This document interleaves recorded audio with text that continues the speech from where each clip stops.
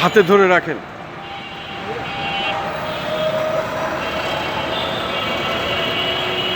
মুখের কাছে ধরে রাখেন, বাস হাতে ধরে কথা বলেন, এভাবে মুখে ধরে রাখেন। এখানে শুধু দর্শক, আমি জাতীয় প্রেস ক্লাবের সামনে দেখতে পাচ্ছি একজন ভদ্রলোক ওনার পরিবার নিয়ে উনি জাতীয় প্রেস ক্লাবের সামনে এই ঈদের পরে, আজকে ঈদুল ফিতরের আজকে 4 দিন হয়ে গেল, এবং উনি এখানে এসে দাঁড়িয়েছেন। ওনার একটি পা নাই, একটি পা কাটা অপারেশন দেখা যাচ্ছে, এবং তার একটি পাই শুধু নয়, আসলে সে এই ট্রিটমেন্ট করতে যায়, চিকিৎসা করতে যায়, লক্ষ লক্ষ টাকা উনি এখানে শেষ করেছেন, সেটাই উনি জানালেন। এই সেলিম মিয়া একসময় ঢাকা দক্ষিণ সিটি কর্পোরেশনের ড্রাইভার ছিলেন, উনি চাকরিও করতেন, এবং চাকরি করতে গিয়েই আজকে সে এখানে জুলুমির শিকার হয়েছে, এবং জুলুমির শিকার হয়েই সে আহত হয়েছে এবং পঙ্গু হয়েছে। সে এখন তার ক্ষতিপূরণ চাই অন্তর্বর্তী সরকার প্রধানের কাছে, এবং যারা যারা এই ক্ষতিটা করেছে তাদের সকলের বিচারের আওতায় এনে তাদের কাছে উনি ক্ষতিপূরণ চাচ্ছেন। আমি খন্দকার মাসুদুজ্জামান, আমি ওনাকে এখন প্রশ্ন করব, আপনার নাম পরিচয় দিয়ে বলুন, আপনার কি ঘটনাটা কি বলেন। আমি মোহাম্মদ সেলিম মিয়া, ঢাকা দক্ষিণ সিটি কর্পোরেশনের পরিবহন চালক। আমি যে গাড়িটা চালাইতাম 4 নম্বর 14-0835, আমার চাকরি হলো হালকা। আমি গাড়ি চালাইতাম ছোট গাড়ি। আমার পরিবহন তত্ত্বাবধায়ক গোলাম সরোয়ার, সে আমাকে একটা বাড়ি গাড়ি দিছে। ওই লোকের থেকে টাকা খাইছে না কি খেয়েছে কিছুর দিন সময় জানি না। হেভি ড্রাইভাররা আমার গাড়ি দিছে, আমার হেভি ড্রাইভারের গাড়ি আমার দিছে 4 নম্বর 14-0713। তো আমি সারা দিন ডিউটি করছি 74-75, সারা রাত ডিউটি করছি। সাইফুলের ভাই ভিয়া ভরি দিছে। তারপরের দিন আবার আমার রাজারবাগ পাঠাচ্ছে। তখন আমি বললাম, স্যার ঘুমের মধ্যে তো আমি যে কোনো মুহূর্তে দুর্ঘটনার কবলে পড়তে পারি। বলে ডিউটি যা, মেয়র ব্যারিস্টার সাহেব কতদিন, তারপর তোমাদের কী করো, তো চাকরি যাইব কারা, চাকরি যুক্ত করে দিবে, নোট দিব। তো আমার তো পরিবারের, আমার প্রথম 4টা মেয়ে, 2টা, লাস্টে 2টা ছেলে। আমি এমনও দিন গেছে ডিউটি করার অবস্থা, সরকারি ডিউটি করার পরে ফাঁকে ফাঁকে কাজ করতে ওই ঘরে যায় আমি পিঠা বালুর গাড়িও চালাইছি। এমনও দিন গেছে ছোট ড্রপ দিন করতে। তো এটা আমি যে গাড়িটা চালাইছি 713, এই গাড়িটা একটা হেভি ড্রাইভারের গাড়ি, আর হেভি ড্রাইভারের গাড়ি আমার দিচ্ছে, আমার গাড়ি হেভি ড্রাইভার। তো আমি লাস্টে টিপ রাজারবাগের পশ্চিম পাশের থেকে নেওয়া ধরছি মাউতাইল পুরাখানা, সেখানে বর্জ্য পানি, কুত্তা মারা, বিলাই মারা, ক্যান্সার রুগীর পানি, মানে একটা আঙুল দিল সিদ্ধ হয়ে গেল। সেই জায়গা আমার চাকা দিয়ে আমি ফোন দিলাম, আঙ্গুল করার কিছু নেই, সরকার তোমারে গাড়ি দিয়েছে, তুমি আনার দায়িত্ব তোমার। আমি বললাম, স্যার এটা কোনো কথা বলে গোলাম সরোয়ার।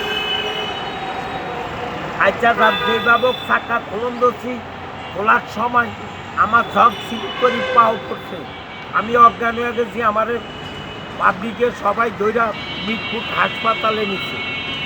এই বিষয়টা হাসপাতালে নেওয়ার পরে আমার ওয়াইফ একটু আলেম মানুষের নিয়ে একটু বেশি পর্দা করে, ওনারা একবার আঙুল কাটাইছে, একবার একটু দুধ কাটছে, পরের বার একটু দুধ, পরের বার একটু দুধ, পরের বার একটু দুধ।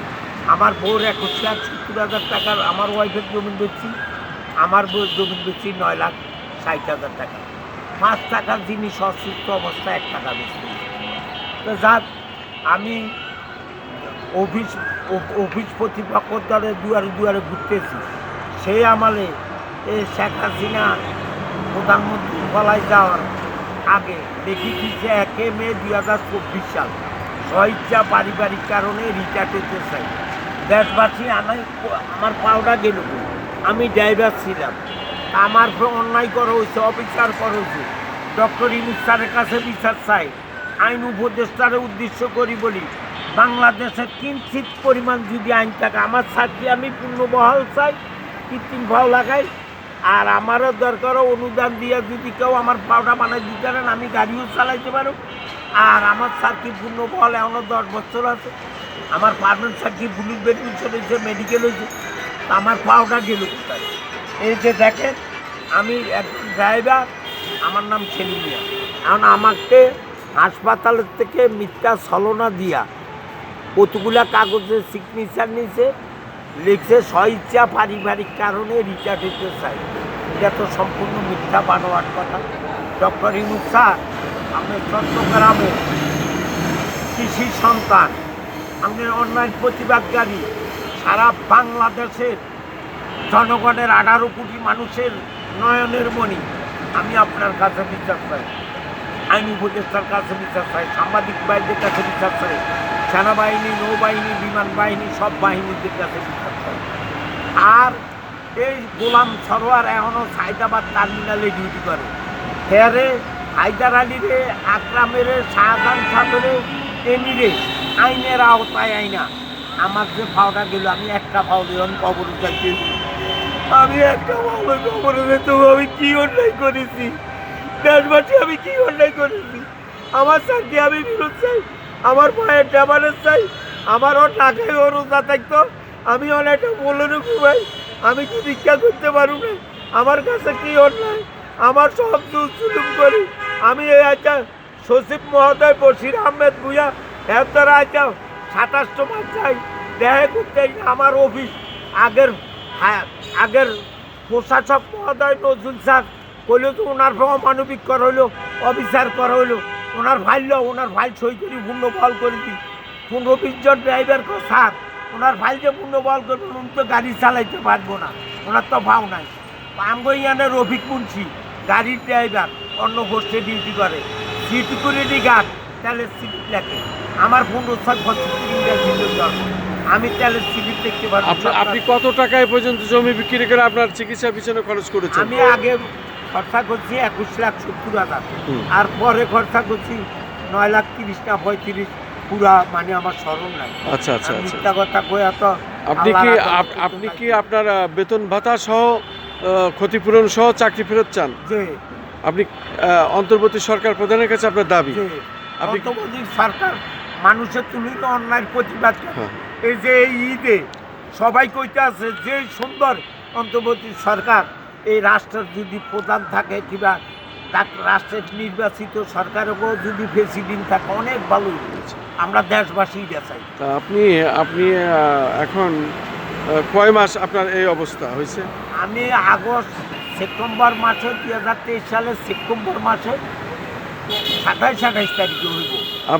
আপনি কার থেকে সই নিয়েছে 2024 সালের 1 মে, মানে 52, আবার ব্যাক ডেট দিয়ে রিটার্ন করাইছে। আবার এখন ব্যাংকের অ্যাকাউন্ট স্যার আপনি যদি করেন কোন তারিখে আমার বেতন দিচ্ছে আর কোন তারিখে রিটার্ন করাইছে, মানে এগুলো সম্পূর্ণ দিকটা বানো। আপনি কার নামে দায়ী করতে চাচ্ছেন? নাম বললো বলেন। আমার নাম হলো, একজনের নাম হলো হায়দার আলী পরিবহন জিএম, আর একজন হলো গোলাম সরোয়ার পরিবহন তত্ত্বাবধায়ক, আরেকজন হলো আকরাম স্যার পরিবহন সচিব, আরেকজন হলো শাহজাহান সাহেব সহকারী সচিব, আরেকজন হলো এলি। এগুলো আইনের আওতা আনি আমি দৃষ্টান্তমূলক বিচার চাই।